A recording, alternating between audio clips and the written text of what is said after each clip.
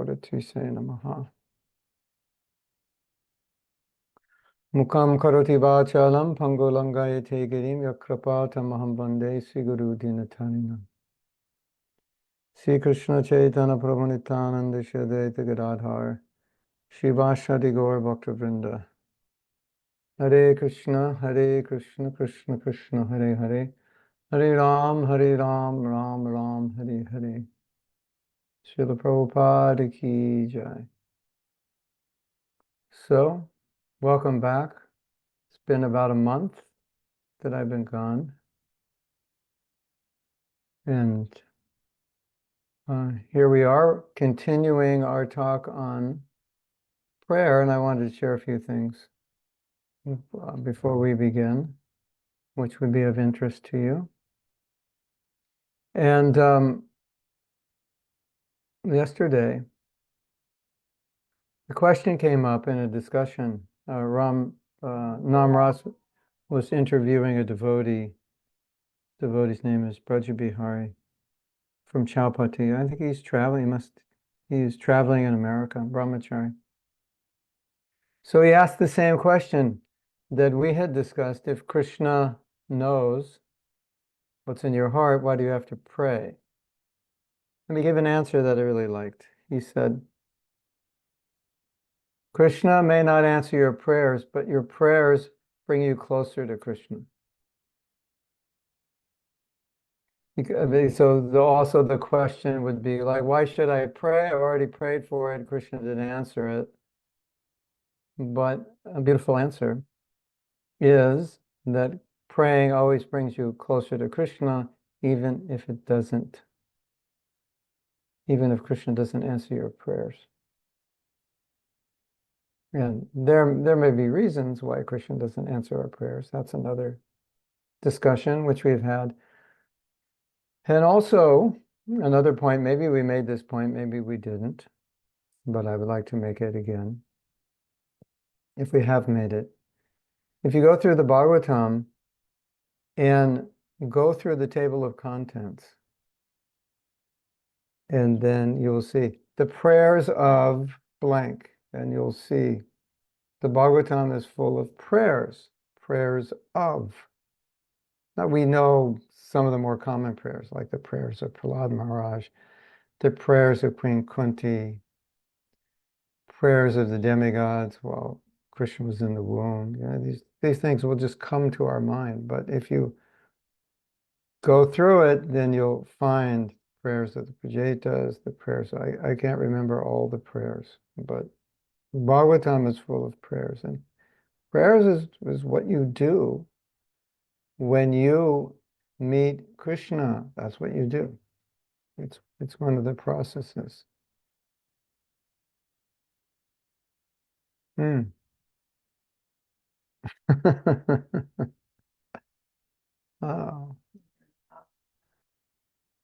All right, we're going to have some excitement at 10 o'clock in a half an hour.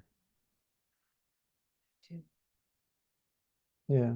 All right. We'll have them come in here last, and then we'll work it out.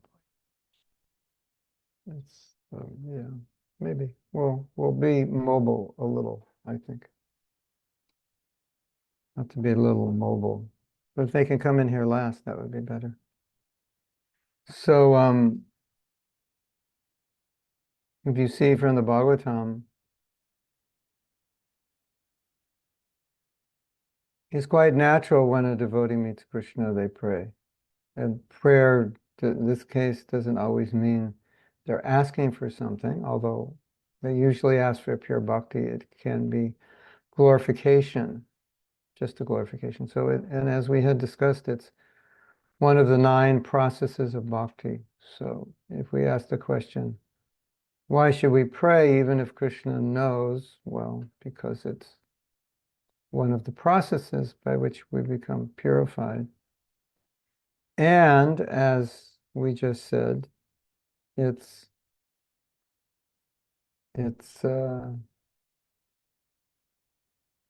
all over the Srimad Bhagavatam.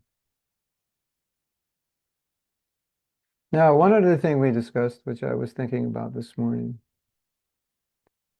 Uh, and I think it's a big topic which we could almost do a whole retreat on. But so often when we pray, it doesn't seem like anything changes. It's just, this is the way it is, right?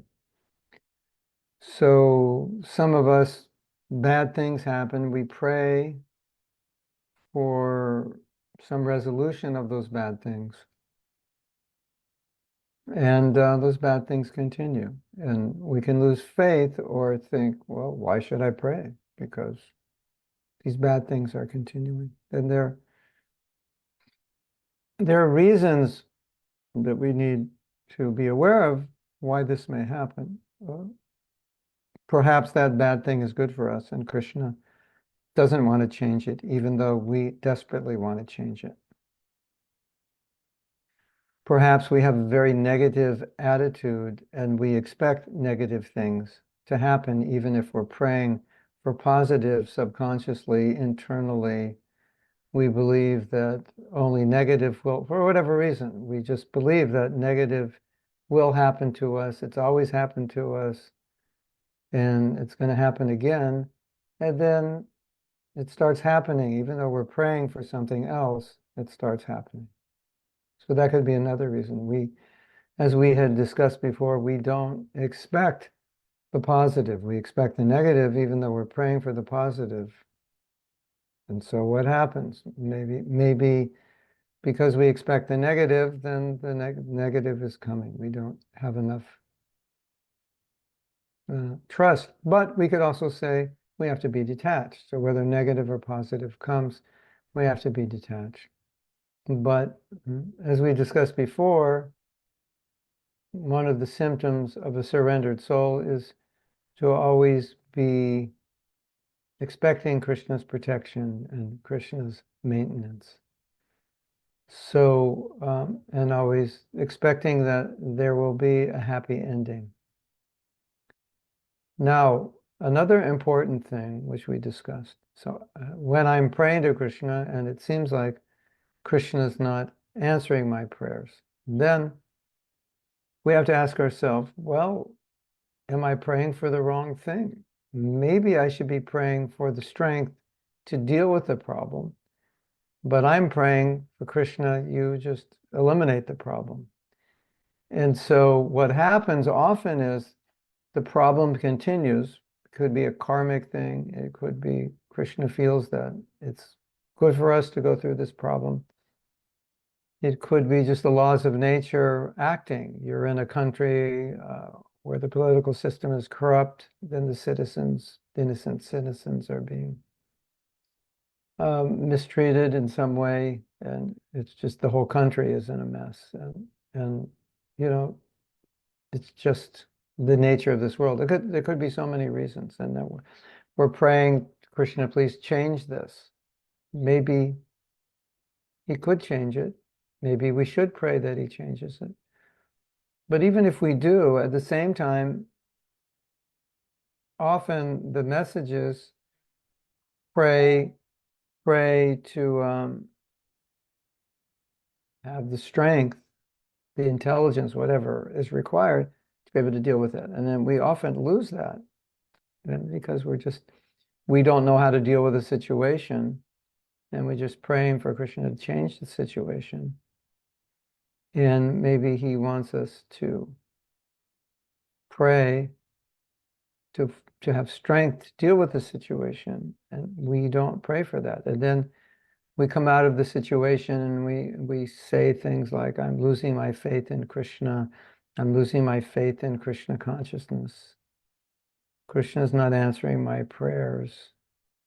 Krishna's putting me through difficulty. I'm his devotee. And then the difficult situation which Krishna wanted to use to make us stronger, to pray for strength, to pray for guidance, it ends up undermining our Krishna consciousness, which would be extremely unfortunate. So,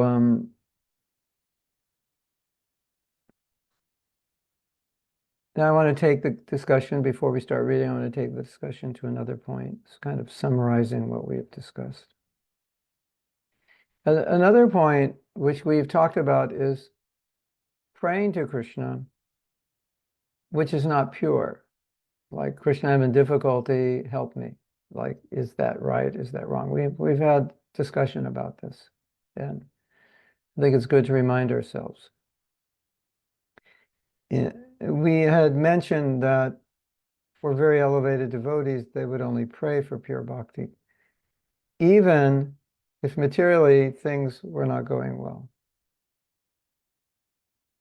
And when we hear that, we think, wow, that's like another planet for me. Because when we're in difficulty, the first thing we do is Narsimhadev, Krishna, Prabhupada, Gurudev. This is like spontaneously, isn't it? When your car is sliding off the icy road, heading for the cliff of a mountain, you generally don't think, well, Krishna, whatever you want, death is going to come today or tomorrow, whatever.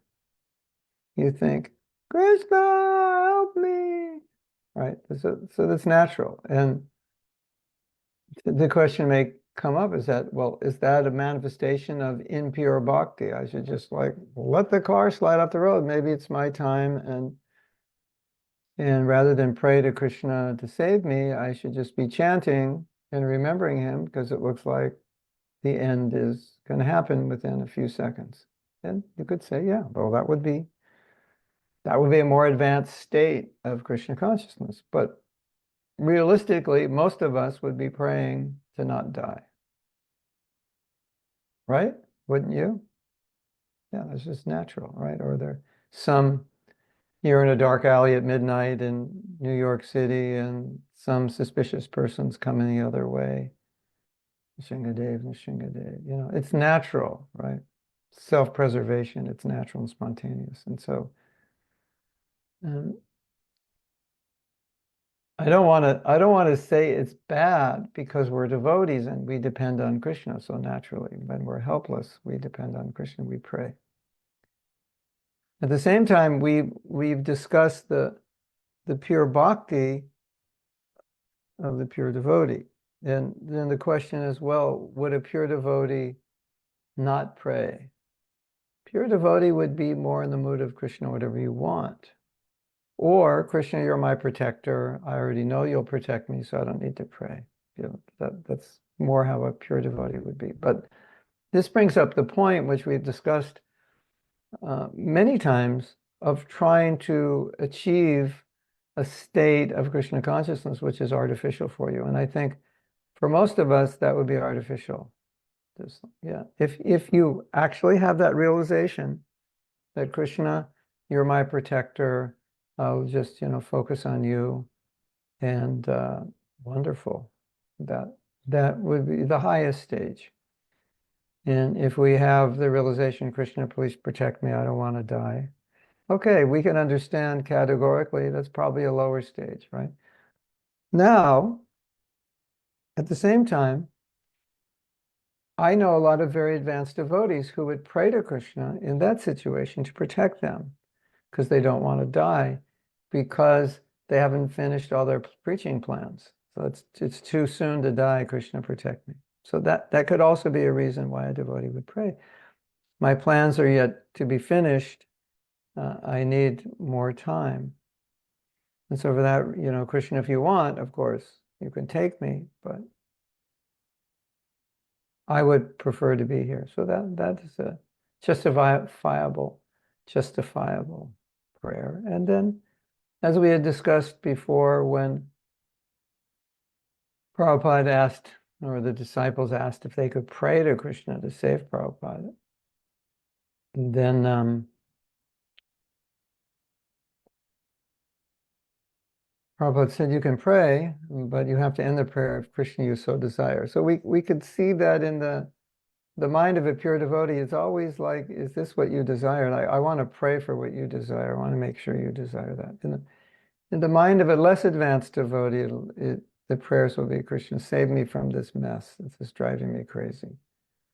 And there may be some justification that the mess is messing up your sadhana and your service. So naturally, oftentimes we pray for a better situation because the material situation it has become an obstacle to our service. So it's understandable that we would pray in that way. But at the same time, we still see that pure devotees, generally, the prayers are not self-centered. The prayers are for the sanctity of the movement, for the blessing of devotees, for their own purity, and so forth. But my point is that, if you artificially pray that way, then it's just artificial. So we don't want to be artificial. Now we could pray that way if that's the way we want to be. Krishna, help me to be this way. That's fine. But if we're not praying that way, it's not bad that we're praying to Krishna for protection and help. I think it's quite natural for most devotees. But we've heard that that's not the highest stage. And we don't want to imitate the highest stage. That won't be helpful either. But as always, we have to understand that stage. What is the highest stage? Because that's the goal. That's what we're shooting for, right? So I think we've talked about this a lot. Understanding the goal and understanding where you stand, and then being artificial, it doesn't really help. I'm praying, Krishna, whatever you want, but inside I'm thinking, not whatever you want. This is what I want. Have you ever, been in that dichotomy where you're like praying the way you're supposed to, but inside you don't feel it? So, someone could say, well, it's good that you pray the way you're supposed to because maybe you'll feel it. And so you're trying to enter that mood. Okay, we can recognize that. Let's enter the mood of the pure devotee. But we also need to recognize whether or not we're there yet. Other prayers may be appropriate, or maybe I want to continue praying that way because the acharyas have set the example, but at least I should recognize that. For me, that is a stage I'm not yet on. Now, I wanted to tell a story I just heard when I was in Hawaii.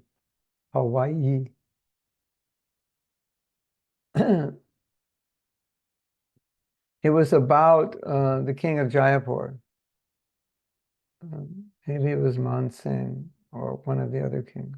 Anyway, he had, as the story goes, he had set aside time every morning, I believe 2 hours, 2 to 3 hours, whatever it was, for puja of Radha Govinda. And he had given the order to all his ministers that while I do the puja, don't disturb me. Never disturb me while I do the puja.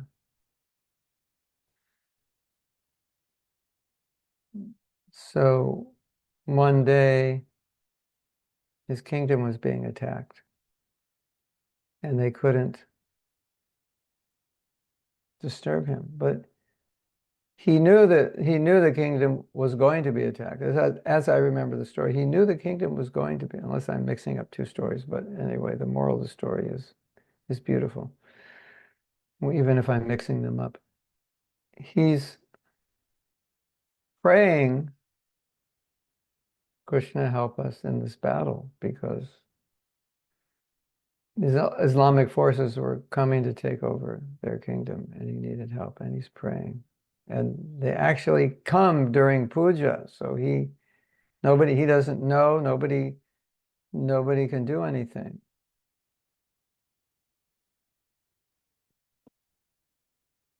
And after he comes out after puja,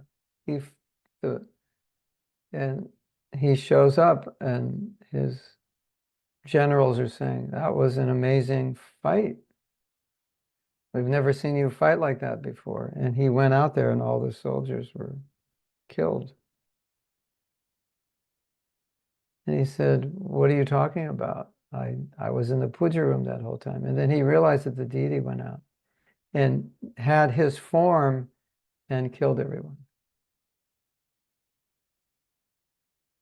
Anyway, there's another story like that.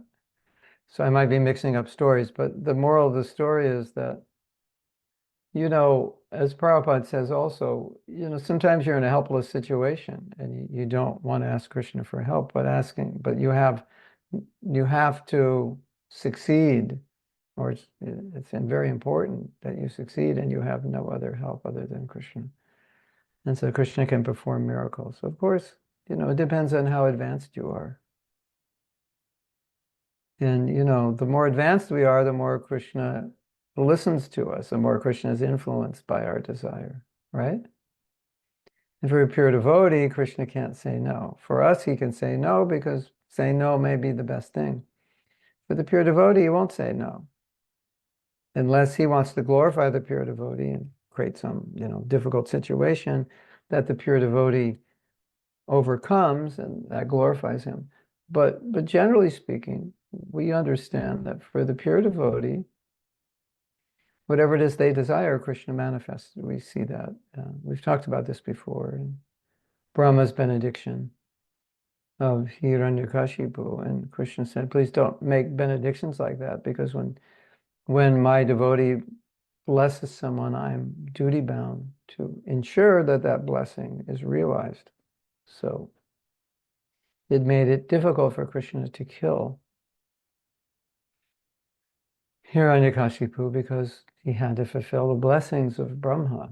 So when a pure devotee desires something, Krishna says, yes, it will be.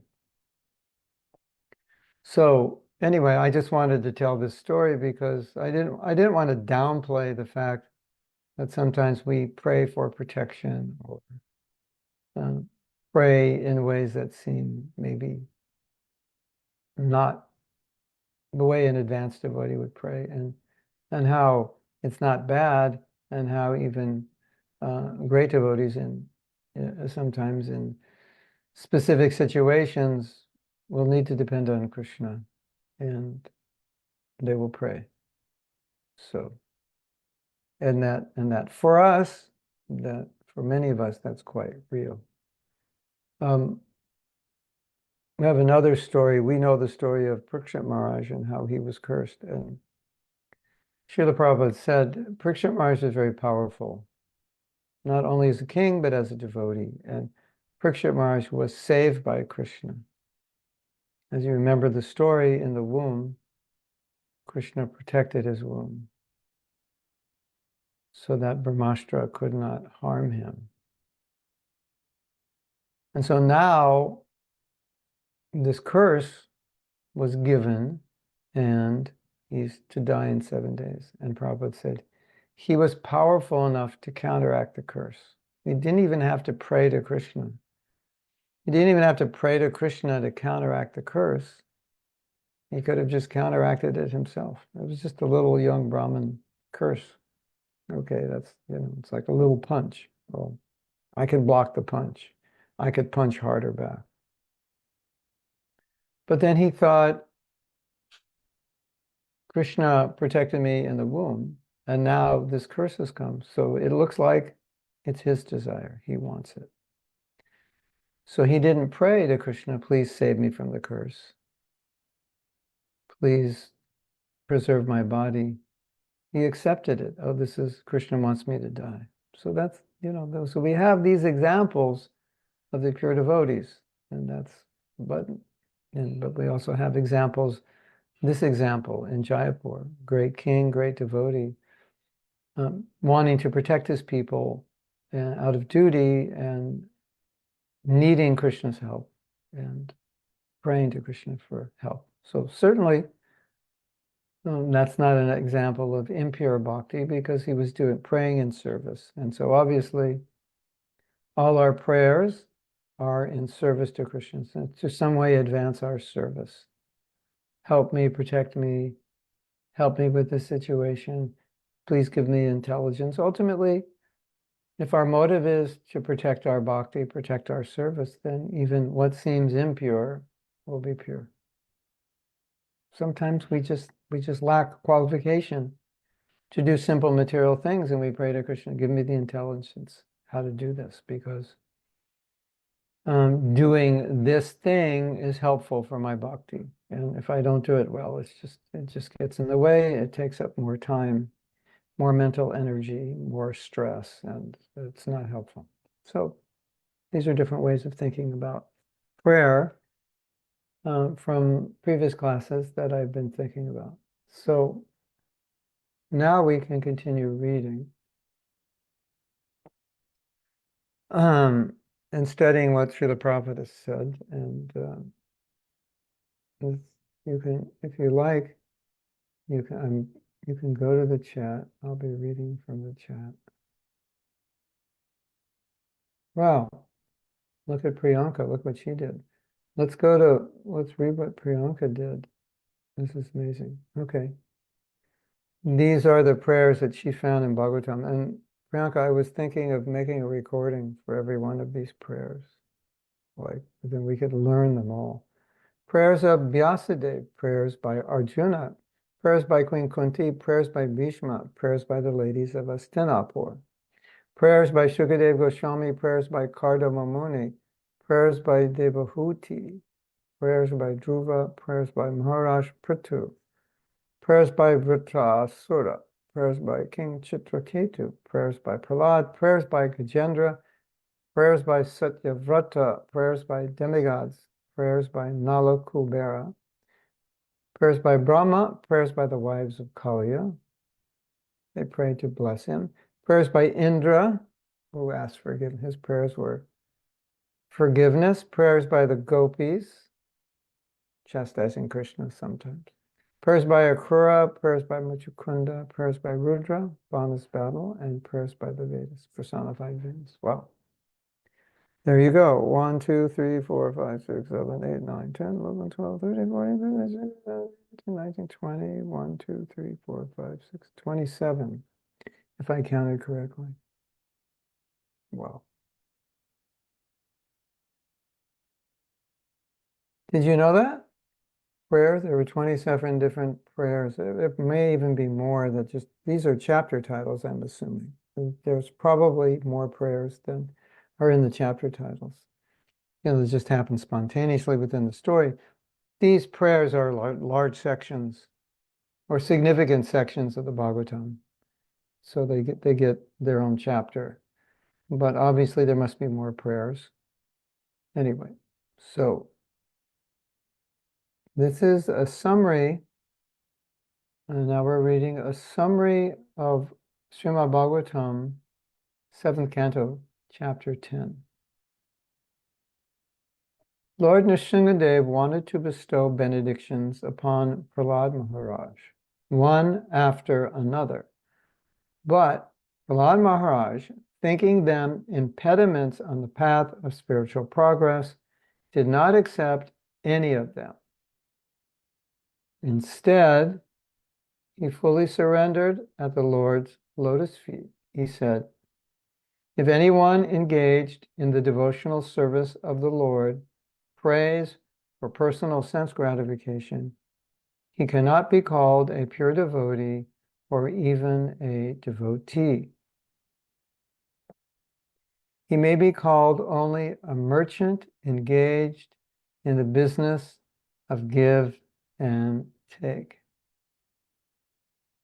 Similarly, a master who wants to please his servant after taking service from him is also not a real master.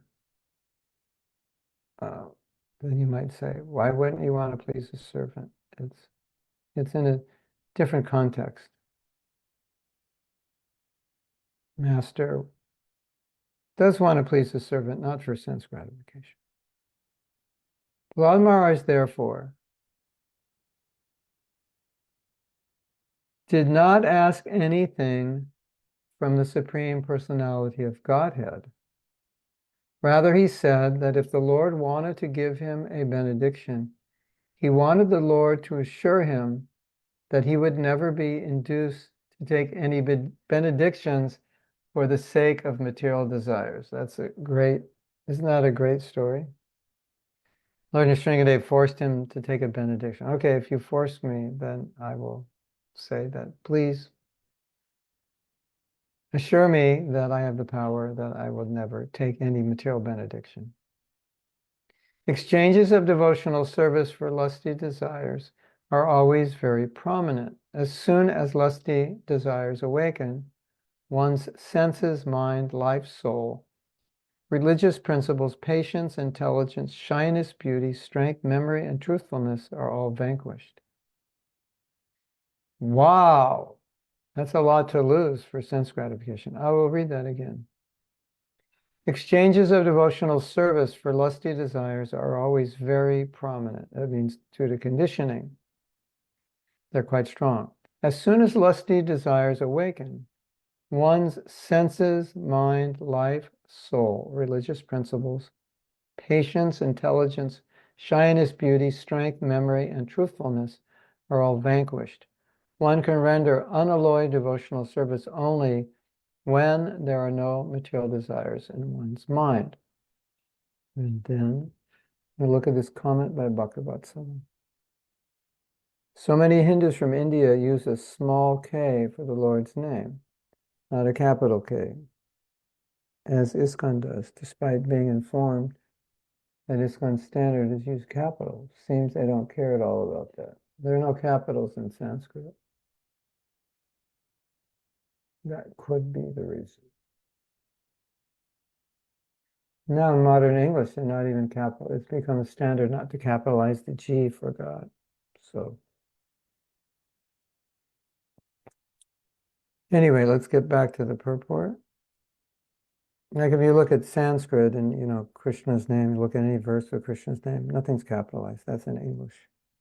I mean, you could say for proper English books, we would capitalize so people know it's a name.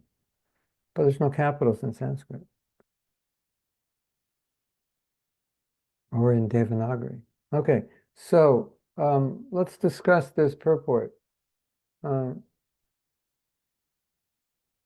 Really what Prabhupada's talking about here is very similar to what we've been speaking about. He's talking about praying to Krishna for personal sense gratification in exchange for devotional service. So, as we've talked about before, sometimes a devotee will pray to Krishna for something. But a pure devotee, and I'm going to include all of you in the category of pure devotees, at least we're trying to be, and we're trying to follow purely. And so, we would never pray to Krishna for any sense gratification that is independent of being utilized in his service. So, like you may say, Krishna, I am praying for this ability. And ordinarily, if you weren't a devotee, that ability would give you great pleasure. Let's say, I would like this ability to be able to write like Shakespeare, or sing like your favorite singer, or paint like Picasso, or whatever it is, or act like your favorite actor, or whatever it is. And if we were not devotees, why would we want to do that? Because it would give us great pleasure and we would become famous and wealthy and so forth. So if I pray to Krishna, I would like to be able to act like such and such great actor, because I believe if I had that skill, I could invoke deep transcendental emotions in the audience when I act, and that would help them. That's a totally different thing, right? So maybe before you were a devotee, you wanted to be a famous actor because being famous is, is enjoyable on many fronts. And it's a conditioned desire. We all want to be famous to some degree. We want to be honored. So now that same desire is there, but it's purified. So Krishna, I want to be a fantastic actor, so I can use this in your service. So that's different. So generally, we can say that devotees, and Prabhupada called us all pure devotees. Why did he call us pure devotees? Because we wouldn't pray for anything other than something related to pure bhakti, even if it's your personal desire to be an actor. You might say, well, it's not pure because you want to be an actor. Okay. But you want to do this for Krishna because you have this ability and you have this desire, and it'll give you inspiration and energy if you do it, and you want to do it to invoke emotion. So we can give a personal example. As some of you may know, I am working on a project to put the Shashtakam into Western music in English and Sanskrit, both. But specifically, the initial desire was to have English there, so that the emotion and feeling could be transferred through the music, and we would understand. In Sanskrit, you may not understand. And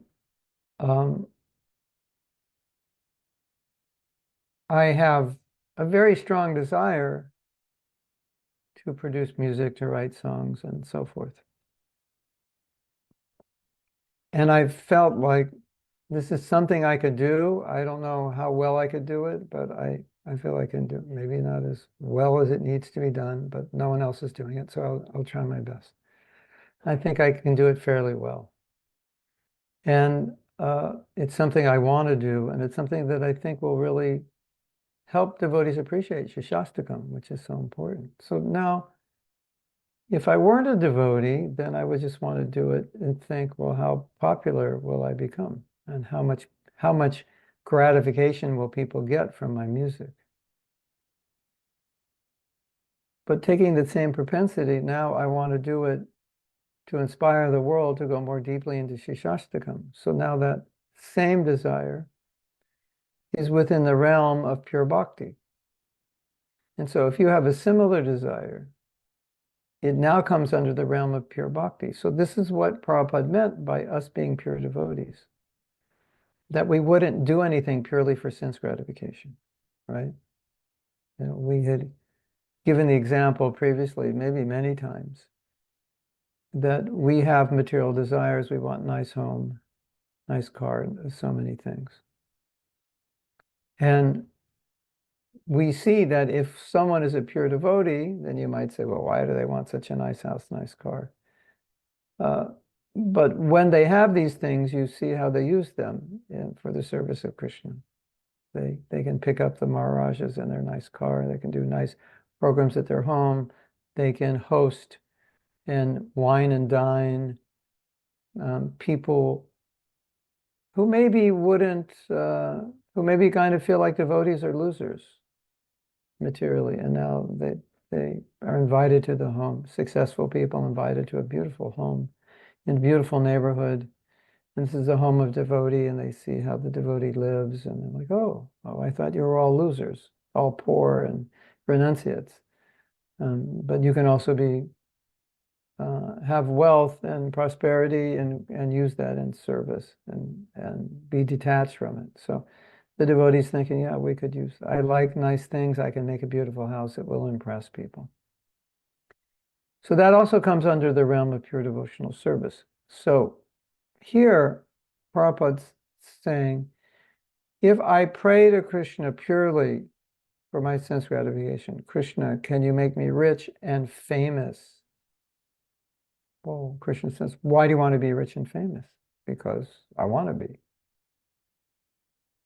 Because I want to buy nice things and I want everyone to love me. Okay, so that's, well, why? Well, because that will satisfy my material desires. That can't come under the realm of pure devotional service.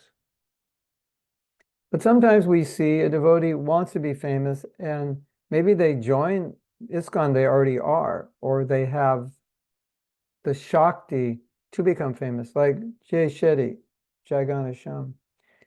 Before he became well known, I had met him, and there was a boat program, and they were taking a boat in England, doing kirtan on a boat on the Thames, or however you pronounce it, river, Thames. And we were talking, and he was telling me his plans. and he was very confident that he would be successful. And, obviously the strategy is when you become successful and famous, then you have influence. So that was his strategy, to have influence. So just to become famous and wealthy for one's own personal desire, because that's what everybody wants, that's different. But say, well, I have a desire to become famous. I had it when I was 1 year old, 1 year old, 2 years, 3 years, my whole life I had it. What do I do now? Now that I joined ISKCON and I see how this is a contaminating desire, what do I do? It's still there. It's very strong. I was like born with it, Maybe I was famous in my last life. Maybe I was trying to be and I almost made it. And now this tendency, this life is there. We know the past life, it's just a carryover. And so we have these samskaras. Well, let's say I recognize, I'm not talking about myself, but let's say we're talking about all of ourselves, but we all have that tendency. But specifically, if there's a devotee who had a very strong tendency to become famous, now they become a devotee and they recognize that tendency. And so within the realm of pure bhakti, they can think, okay, well, I have this desire to become famous and I think I can be. How could I use that in the service of Krishna? And then by thinking that, and then becoming famous and using that in the service of Krishna, they become purified of that desire to become famous. And also one way to purify your desire to be famous is to be famous, because then you can't even go out anywhere without people bothering you. And so, but the real point is, by doing it for Krishna, recognizing I have that nature and doing it for Krishna, I become purified of it, and I can use it in devotional service. So that also, in the broad sense, comes under the realm of pure devotional service. If you want to be very, very conservative about your definition, you'd say, well, that's not really pure bhakti. Pure bhakti is uttama adhikari. As we're discussing here, they have no desire for any material gain, nadanam, najanam, nasundaring. It's like that. It's basically nadanam, najanam, nasundaring, kavitam, va jagadisha kamai. Lord Chaitanya covers all of it. Like everything material is covered in these four things. Dhanam is wealth. Janam is fame, followers. Sundari is beautiful women, or if you're a woman, beautiful man, or whatever your gender is, whatever you're attracted to. And kavita, that's karma kanda, like material, whatever you could get materially. Like it's basically everything else material. It's like it covers everything.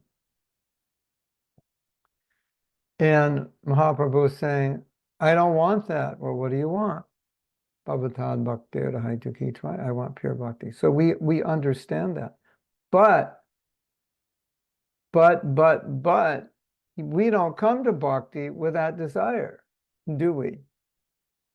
We come to bhakti with a storehouse of desires, and now we have to figure out how we can engage those desires. Right. So we understand this is the standard, nadanam, najanam, nasundari. That's the standard.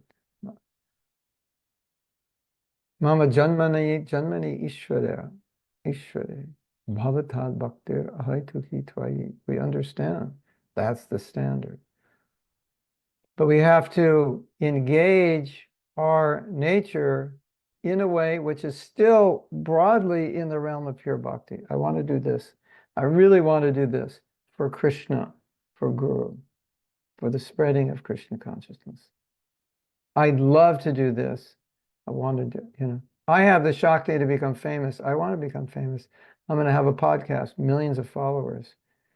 And when everybody is licking my toes, then I'm going to tell them about Krishna and they'll listen, because I achieved something that they want to achieve, that they appreciate, and they bowed down to me, and now I can tell them.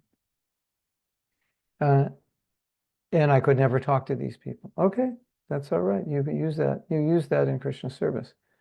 But the point that Prabhupada's making here is within the realm of pure bhakti, even in the I'm talking here in the broad realm of pure bhakti, this broad realm of pure bhakti. The devotee will never pray for sense gratification. Krishna, I want to be famous. Why? Because I want to be famous. That's why. If you get to that point, my dear devotees, you're in trouble. You've gone off, as we say in English, you've gone off the deep end. You've like fallen off into the well, you've fallen off the boat, you've fallen into the abyss. We're not going to see you again. So whatever desire that I have for sense gratification, within the realm of pure bhakti, I would never pray to Krishna to fulfill that unless it's in connection with pure bhakti. Now, here's an interesting distinction that you will find in some sects of Christianity. In some sects of Christianity, they will pray for sense gratification, and when they get it, they will glorify God.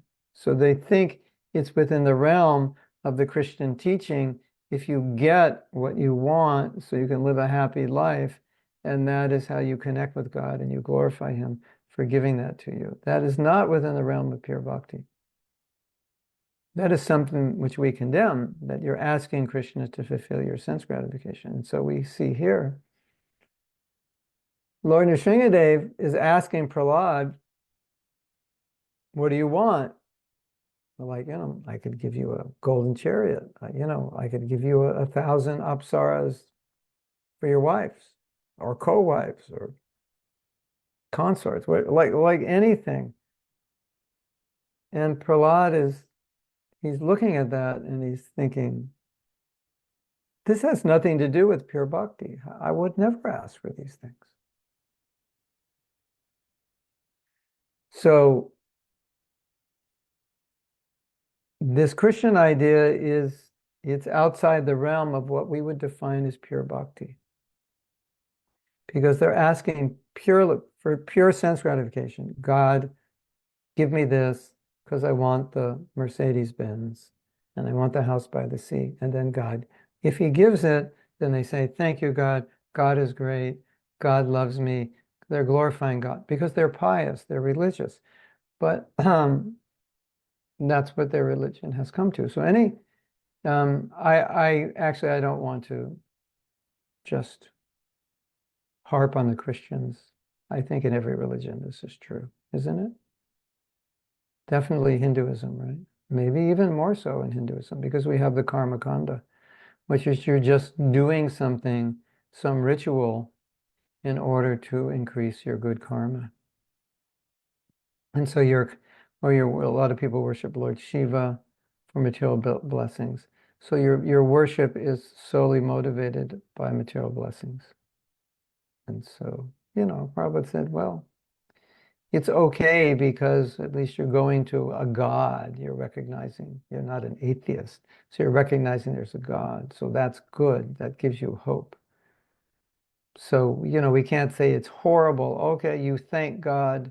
You asked for something. You thanked Him for it. Okay. At least God's there. At least you recognize that He's the controller. That much. But it's outside the realm of pure bhakti. So if we were to do a modern play, sometimes I think of the Bhagavatam in modern terms. What would it look like if it was like you and I were in it, So there you are, and Lord Narsimhadev comes to you and says, so what do you want? Ask anything you want. And if you were an American, you would say, are you kidding me? I'm not going to ask you for anything material. Who do you think I am? What do you think I'm made out of? That's how we would say it. No way. These are American expressions. No way. I'm not going to ask you for anything. I'm not in this game to get something from you. You're not going to, or if you even wanted to bring it to like a comical, I know you're enticing me, Lord Narsimhadev. I'm not going to take the bait. There's no way. I'm not going to fail this test. You can't make me ask you. And think about it realistically. You're in front of Lord Narsimhadev, and Lord Narsimhadev says, whatever you want, you can ask. And you're thinking, you mean I could ask for anything? And he says, yes. Like anything in the universe, you would give me. And Lord Narsimhadev says, yeah. I'm like, You're making it hard for me, Lord Narsimhadev. I don't know. It's like this is like my big chance. I could have, like, think of all the things that you want that you could ask for. Wow, it's like, and basically he's saying that I pray to you that I will never, the benediction I want from you is that I will never ask for anything material. Like, wow, wow. Because if you put yourself in that situation, you're sitting comfortably in your room, we're philosophizing, intellectualizing. Yeah, of course, I wouldn't take it. Yeah, really? You wouldn't? I don't know. Like, okay, maybe you wouldn't, but there might be an internal struggle, like thinking I could, anything I ever wanted, I could get right now. He'll give it to me. The genie is out of the bottle and he's saying, what do you want? It's not going to be as easy as you think it's going to be. I can promise you this, even though you're sitting thinking, I'd never ask. I would only ask for pure bhakti. Yeah, it's like saying, if I was in Germany in 1939, I wouldn't have followed Hitler. Really? You wouldn't have? Well, you would. Sometimes you hear about some violence. Well, if I was there, I would have done this and that. And nobody did this and that, but you think you would have done. And which means if you were there, you wouldn't have done it either. So if Krishna comes and says, okay, what do you want? Anything you want, and you think, oh, I would just say, I don't want to ask anything. Maybe you would, but don't think it would be easy. It'd be like, wow, really? You give me anything?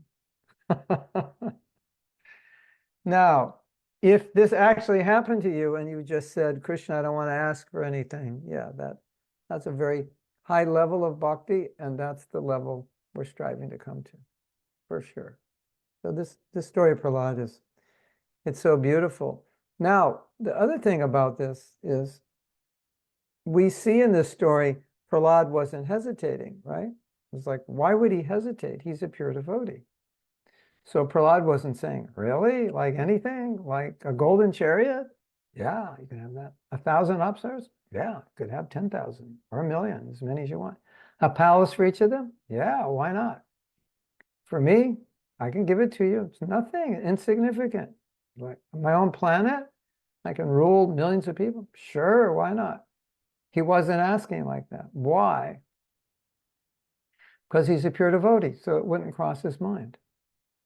It would be pain. What Prahlad Maharaj is showing here, it was painful for him. Lord Narsimhadev is saying, tell me, what do you want? And he's, I can't ask. It's just like, no. That would be so painful for him to ask, right? And if you take your average Muslim, Hindu, Christian and say, God came to you and asked you for whatever you wanted, what would you ask for? Wow. Let me take out my bucket list. This is an American expression. You understand? Those who are not from America. Sanjay, you understand bucket list? What it means? Put it on my bucket list. Gaurapriya, you understand bucket list?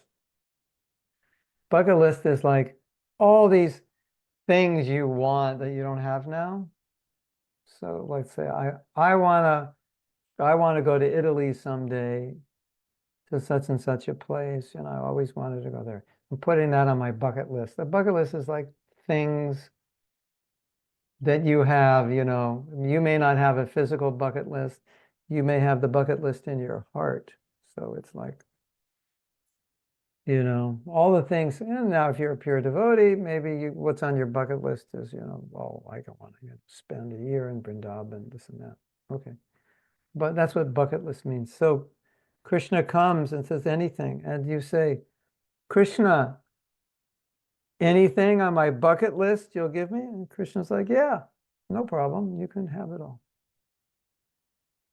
But Prahlad Maharaj didn't go there because he's a pure devotee, and the pure devotees don't have material desires, so there's nothing to ask for, right? Does that make sense? Kind of simple, isn't it? Like there's no struggle because there's nothing to struggle with, because the only thing they want to do is please him. And it was upsetting Prahlad Maharaj that Lord Narsimhadev was asking him, what do you want? Like, don't stop, don't ask. I don't want to go. I don't want to go there. I don't want to be part of this conversation. This is like nothing. I don't want to be part of this. Yeah, so I think that's clear.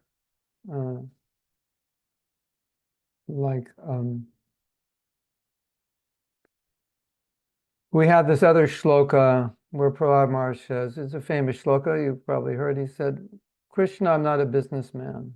A businessman, we have this saying, I scratch your back, you scratch my back. Do you have that saying in your country? You can understand what it means, right? I do this for you, you do this for me. Like I can't scratch my back. You can scratch that spot, I can scratch your back. So Prahlad Maharaj is saying that, you know, it's like Krishna was glorifying Prahlad Maharaj by giving Prahlad Maharaj the opportunity to reject the offer. It's like, so he rejects the offer, anything he wants, he can have, and he rejects the offer. Wow, now we can see what pure devotional service is. We have the example, Prahlad Maharaj. God offers you anything and you reject it. No, it's not on my bucket list. What's on your bucket list? Deliver the whole world. Can you do that? Deliver my father? That's on my bucket list. How about that? What do you want? Well, if you really want me to ask something, if you like insist, okay, how about delivering my father? Okay, now meditate on this, my dear devotees. This is amazing, right? God comes and asks you, whatever you want, I'll give it to you. And the only thing you ask for, because he forced you to ask, is you ask for the liberation of the person who tortured you and tried to kill you. Not only that, it's not some stranger or neighbor who didn't like you, it's your father. So it doesn't really get any worse. Like, if you talk about resentment, if you talk about trauma, I don't think it can get any worse than your father trying to kill you. Like, that would take the cake, don't you think? In most cases, when your father tries to kill you, you're dead. But Prahlad, as we know, lived through it. Okay, you're going to force me to ask for something. I'll ask for the liberation of my father. Wow. Hare Krishna. So here in this story, what's actually happening is Prahlad it's like he's broadcasting, Krishna's arranging that he broadcasts what his pure heart is all about, what pure devotional service is, because we can see it. And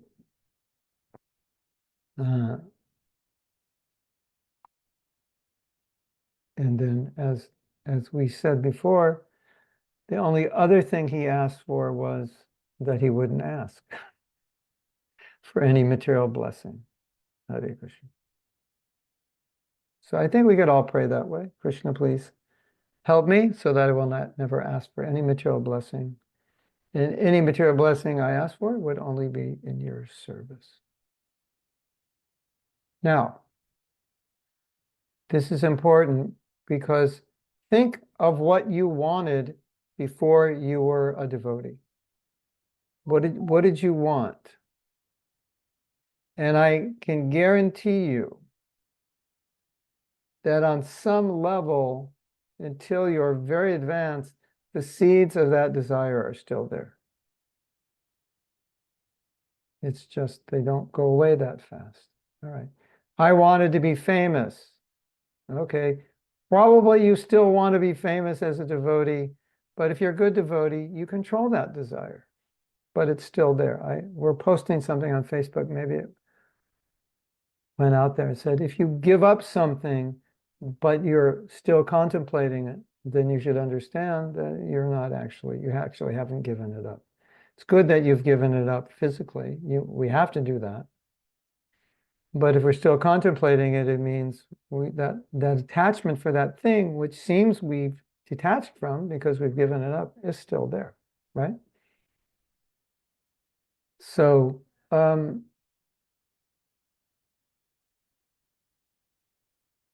yeah,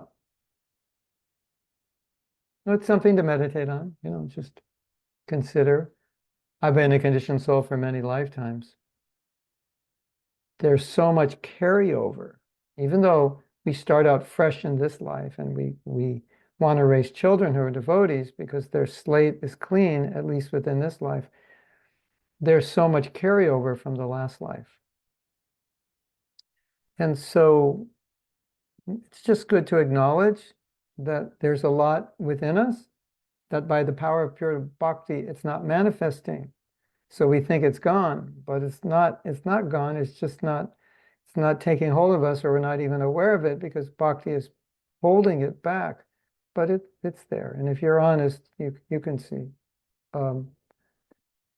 We see this often when we're in a situation where we get triggered and some attachment comes out because of a trigger. And sometimes you might think, oh, I thought I was detached from that. Well, yeah, you were detached from that because you were a million miles from it. You never saw it. You gave it up. As a devotee, you're never around it. And then circumstantially, you're around it, and then it triggers that desire. And you're like, oh, I thought that desire was gone. And now I realize when I get around this, I can see that it agitates me. Well, okay, it was good that you're not around it, but because you're not around it, you were protecting yourself from it, but you couldn't realize that you were still attached or there's something there within your heart. And so it's just something to be aware of. Hare Krishna.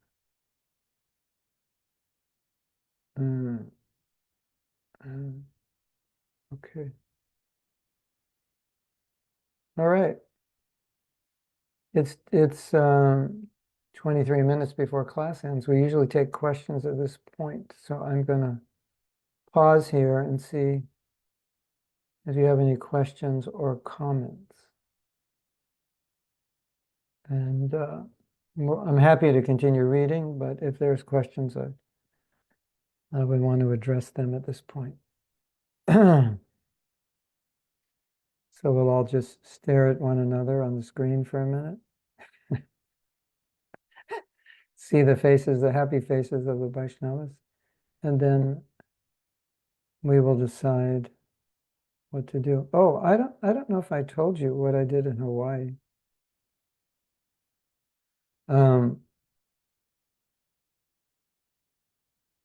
We have a question. I will tell you what I did in Hawaii first. As you may know, I was very inspired to come up with marriage affirmations. And if you attended the marriage workshop or the preparing for marriage, you should have got those affirmations. And if you didn't, you can send a letter to Radhapriya and say, why didn't you send them to me? So what I did in Hawaii was I was there for, I think we were there for 17 days. I think by the 12th day, I'd finished the marriage affirmation book. I spent every day I wrote explanations, 2 or 3 affirmations, and it's quite exciting. And I don't know if you know that, but now my wife has to edit it, and then we have to edit it properly and then design it. So the self-care affirmations book was written the year before in 2022, and it's only coming.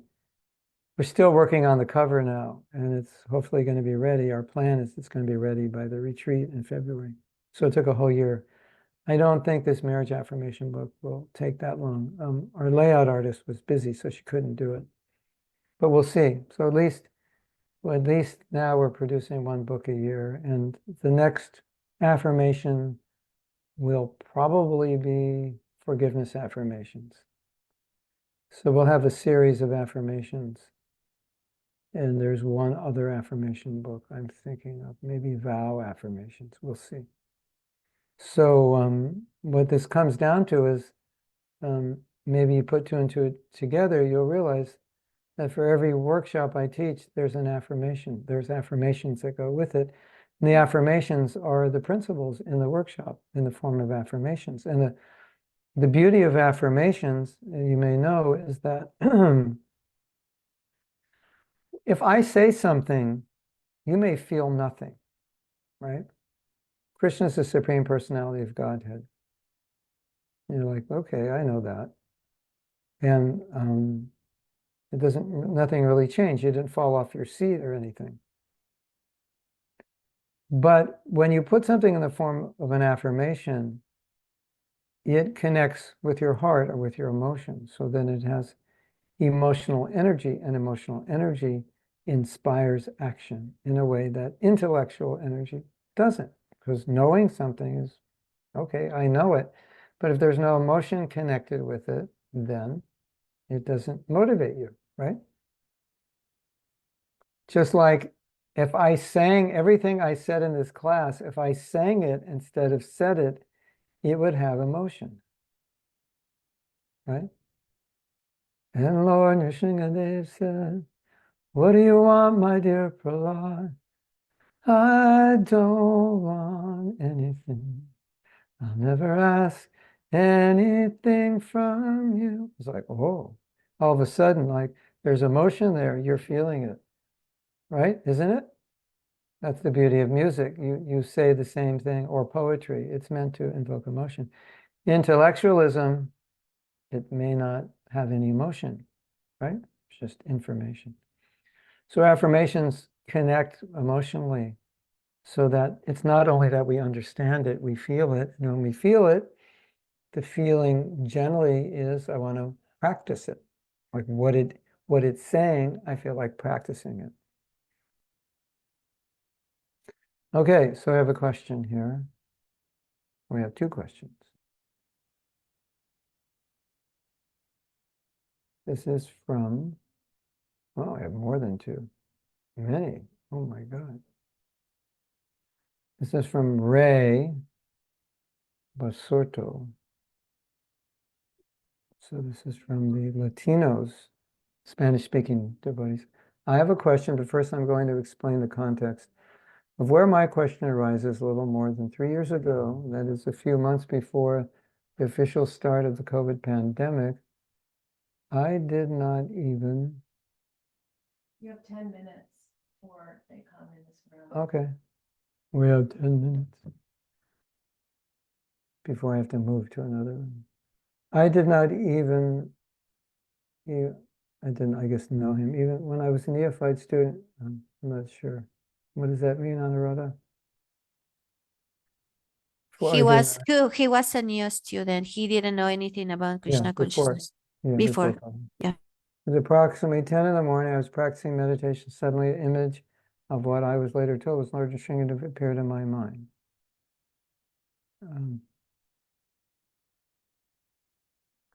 Then the terrible COVID pandemic officially began. In 220, my business collapsed, as well as my marriage with a devotee. However, I began to sing. Sing means chant.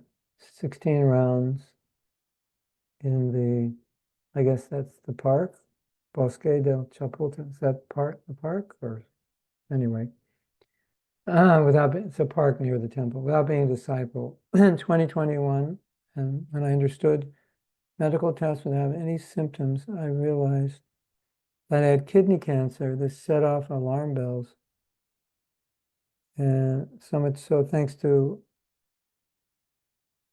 the devotee that was my wife, Mahavishnu Swami and his servants visited my house. Then Guru Prasad officials also visited my house, chanted my mantra. I remember that after a sophisticated and risky operation where I lost several organs, the recovery began. And in a dream, symbolically, they told me that Master Jesus was helping me from a medical point of view, because he eliminated the cancer remaining in my kidney. All this seems like a made-up story, but I assure you the story is real. But what I've never seen or received directly is the divine Lord Krishna, but in my heart I feel that he has ordained that all that mercy was directly ordered by him. So Mahatma Das, I want to know if I am wrong. You are right. And I also want to know what to do daily to continue to have mercy of Lord Krishna. Continue on your path. Keep chanting and praying and having faith. It's not like Krishna, like Jesus can't enter. If you have faith in Jesus, then Krishna can use Jesus. And he did.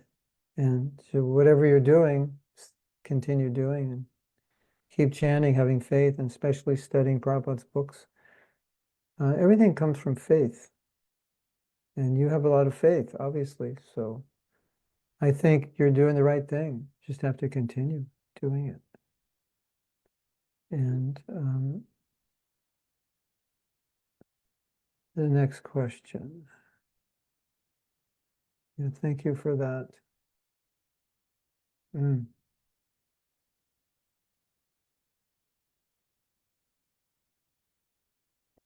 Can we pray for our children's souls that they someday will become Krishna conscious?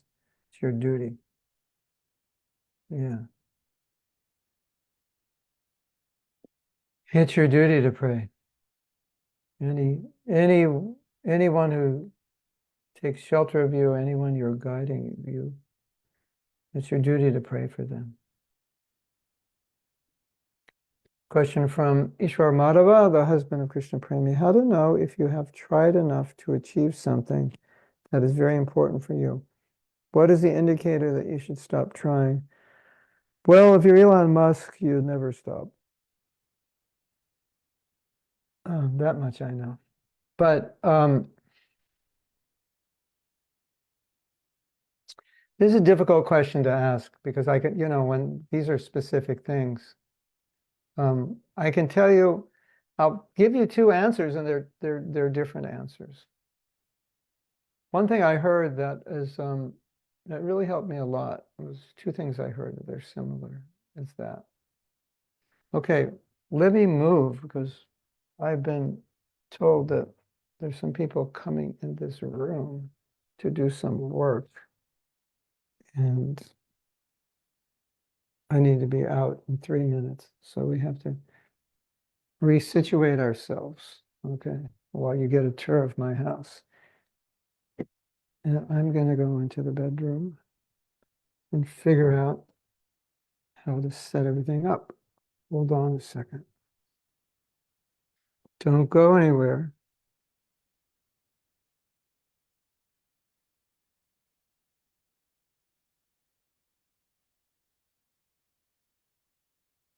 A table. I have to set it up. Can you set that for me? Thank you. Yeah. They won't. We have the Brahma Jyoti behind us. Not anymore. Now we have another Brahma Jyoti from the other window. Now we have two. Okay. So one thing that I heard that I thought was really beautiful, that most businesses, and maybe we could just use business as an analogy for any effort, most businesses take about 3 years to succeed. And then when you don't know that, most people quit about when it's not successful, they quit before the 3-year mark because they don't know. So I think sometimes we don't know how long it's going to take to succeed, or we didn't anticipate the obstacles, which for someone who has more experience might say, yeah, well, those obstacles, those are the normal obstacles in this effort. So that's one way of thinking, right? That is just that it's going to take longer to succeed than I thought, and the obstacles were bigger than I thought. Another thing that I heard was that most people quit at that point whether it's just like, that's it, I can't do this. For most people, when they come to that point, it means their success they're very close to succeeding. That's interesting.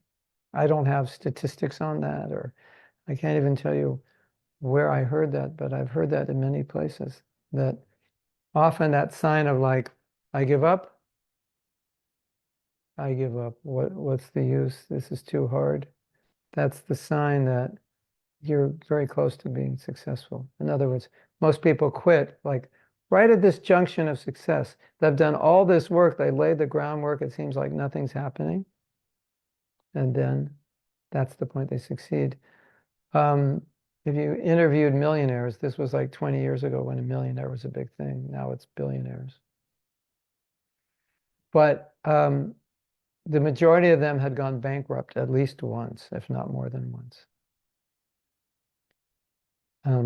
But they were set to wealth. So, it was just like, whatever, you go bankrupt. Now, you could imagine if you go bankrupt, you might give up, right? Just say, well, I tried to do business, I couldn't. So that's one side to consider. Another side to consider is maybe I'm trying to do something I'm just not qualified to do. And there's no way it's going to be successful because, I was just, this song came up on my feed and it had 455 million hits. Oh my, you're all like, what's that song?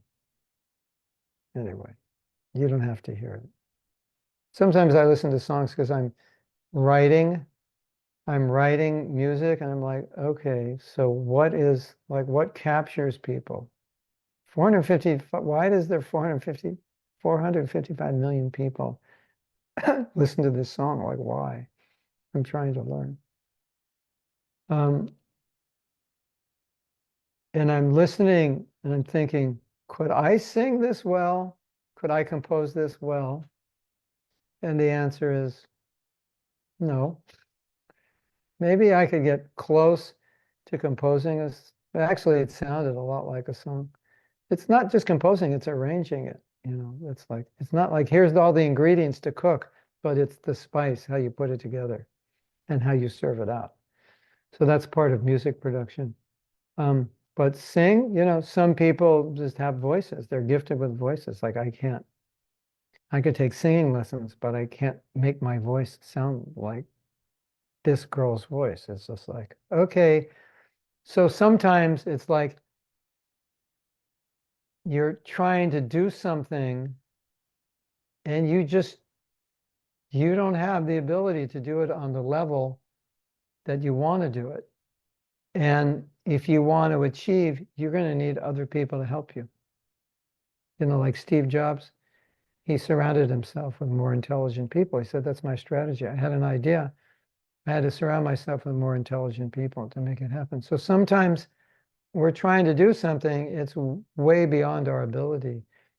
And either we should refocus on something which is achievable for us, or we should get help, or another way, which is maybe scientific in its own way, but maybe not practical. Sometimes you can just feel this is not right. This is, like I'm struggling, I'm working. I'm not even connected with the goal. I just don't feel like even if I achieved it, I wouldn't even be inspired. So sometimes we're just like walking the ladders up the wrong building. So that's another way. Like, is this really what I want? Because if I'm losing enthusiasm, maybe it's that, like I, Mahatma Das, want to do a business. So I have this business idea, but somehow it's not successful. And I'm not a business person, and I can just sense it's not successful because I don't like business. That could be a reason also. Something to consider. But if what you're doing is really something that you desire, that inspires you, that's your life mission, and you really want to realize, I wouldn't give up on that goal, but it may be that you require more education, more help to do it. Now, that's one side. Not knowing what your goal is, it's hard to say, right? Ishwar Madhava wants to compete with Michael Jordan as the most famous basketball player in the universe. It's like, well, can you? I say, well, I'm going to get up every day at 4 and I'm going to practice and this and that. It's like, yeah, but that's the time you should be chanting japa. So now, is this goal getting in the way of my spiritual life? Is this goal important? How important can a goal be if the very goal itself is interfering with your spiritual life? So no, I have to get up and practice basketball because he's a basketball player, coach. I have to get up and practice basketball at 4 a.m. every day. That's not good. Why? Because I want to be the best basketball player. I want to be the all-star player in Lithuania and then go to America and get a job on the LA Lakers and make $6 million a year and live by the temple. And it's like, yeah, well, are you good enough to do that? I don't know, but if I practice hard enough, yeah, but then you give up your whole, throw away your bead bag if you're going to do that. So when we're looking at goals, one of the things we have to look at first is the execution of this goal externally or internally going to disturb my bhakti. Because if it is, forget it, because what's the point? Or adjust that goal in a way that it's not going to be a problem for your bhakti. So that's what I could say for now on that topic. It's always difficult to answer a question when I don't know what it is that yes, but I hope that is at least something that can help you. And if you need more clarity on it, just then send me a WhatsApp message and tell me what it is, and I can help.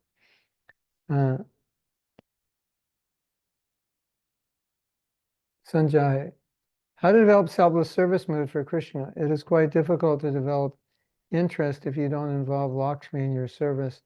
And as soon as you involve Lakshmi, then that service becomes business. So we need money.